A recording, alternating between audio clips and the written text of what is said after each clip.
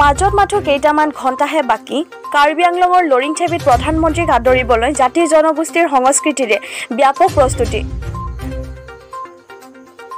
মাজত মাথো আৰু কেইটামান ঘণ্টাহে বাকী অৰ্থাৎ অহাকালি 28 এপ্ৰিলত দেশৰ প্ৰধানমন্ত্ৰী নৰেন্দ্ৰ মোদী কাৰ্বি আংলং জিলাৰ লৰিংথেপিত উপস্থিত হ'বহি হেইলৈ কাৰ্বি আংলং জিলা প্ৰশাসনে ইতিমধ্যে সকলো ধৰণৰ প্ৰস্তুতি প্ৰায় সম্পূৰ্ণ কৰি তুলিছে উল্লেখযোগ্য যে কাৰ্বি আংলং জিলাৰ ফুলনি পৰিষদীয় সমষ্টি তথা 18 নং হাওৰাঘাট বিধানসভা সমষ্টিৰ অন্তৰ্গত লৰিংথেপিত অনুষ্ঠিত হ'বলগীয়া বিশাল গণসভাত উপস্থিত হ'বলগীয়া প্ৰধানমন্ত্ৰীক আদৰণি জনাবলৈ ইতিমধ্যে প্ৰায় 1 লাখ জাতীয় পতাকা আৰু বিভিন্ন জাতি জনগোষ্ঠীৰে পৰিৱেষ্টিত সাংস্কৃতিক দলো ইতিমধ্যে প্ৰস্তুত কৰি তোলা হৈছে প্ৰস্তাৱিত লৰিংথেপিৰ 700 বিঘা মাটিত প্ৰায় 5 লাখ জন সমাগমৰ লক্ষ্যৰে অনুষ্ঠিত হ'বলগীয়া উক্ত গণসমাৱেশত প্ৰধানমন্ত্ৰীক আদৰণি জনোৱাৰ অৰ্থে সাজু কৰি তোলা জাতি জনগোষ্ঠীৰ সাংস্কৃতিক দলসমূহৰ নৃত্যৰ আখৰা চোৱাৰ উদ্দেশ্যৰে যোৱাকালি উক্ত আখৰাস্থলীলৈ যোৱাৰ সময়ত 18 নং হাওৰাঘাট বিধানসভা সমষ্টিৰ বিধায়ক দৰসিং ৰংহাঙে সাংবাদিকৰ আগত জানিবলৈ দিয়া মতে প্ৰধানমন্ত্ৰীগৰাকীয়ে লৰিংথেপিত উপস্থিত হৈ বিভিন্ন উন্নয়নমূলক কামৰ আধাৰশিলা স্থাপন কৰাৰ উপৰি পাহাৰীয়া জিলাখনত দীৰ্ঘদিনৰে পৰা উখাপন হৈ অহা ঐতিহাসিক কাৰ্বি শান্তি চুক্তিৰ প্ৰতিটো দফাক সুচলভাৱে ৰূপায়ণ কৰাৰ ক্ষেত্ৰতো উপস্থিত ৰাইজৰ আগত মন্তব্য প্ৰদান কৰিব বুলি তেওঁ আশা প্ৰকাশ কৰে আনহাতে ভাৰতবৰ্ষৰ এগৰাকী জনপ্ৰিয় প্ৰধানমন্ত্ৰী নৰেন্দ্ৰ মোদীৰ অহাকালি পাহাৰীয়া জিলাখনলৈ আগমনৰ দিনটো এক ঐতিহাসিক দিন হিচাপে কাৰ্বি আংলঙৰ ইতিহাসত চিৰস্মৰণীয় হৈ ৰ'ব বুলিও বিধায়কগৰাকীয়ে লগতে মন্তব্য প্ৰকাশ কৰে পংকজ ডেকা ৰিপৰ্ট 365 নিউজ ইণ্ডিয়া 28 তাৰিখে ভাৰতৰ প্ৰাইম মিনিষ্টাৰ কাৰ্বি আংলঙত হাওৰাঘাট বিধানসভা সমষ্টিৰ অন্তৰ্গত লৰিংথেপিত আহি আছে গতিকে এখেতক আদৰিবলৈ কাৰণে আমি কাৰ্বি আংলঙত থকা বিভিন্ন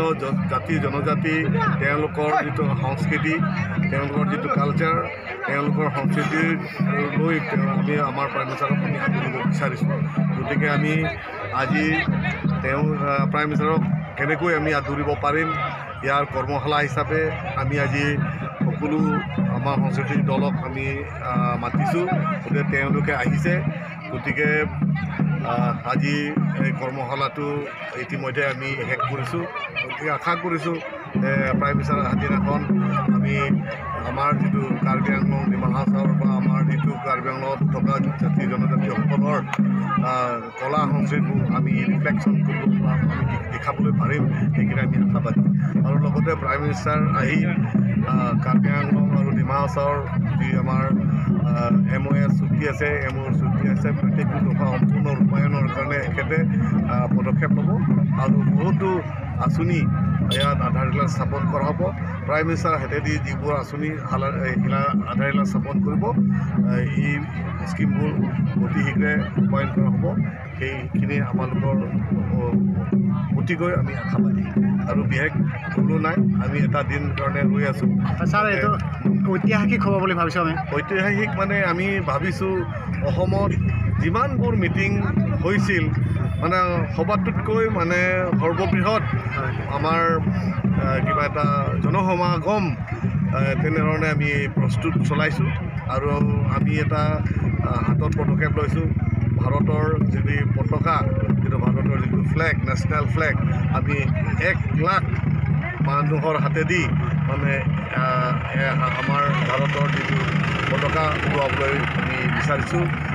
নৰেন্দ্ৰ মোদীৰ ভ্ৰমণৰ যি গণসমাৱেশ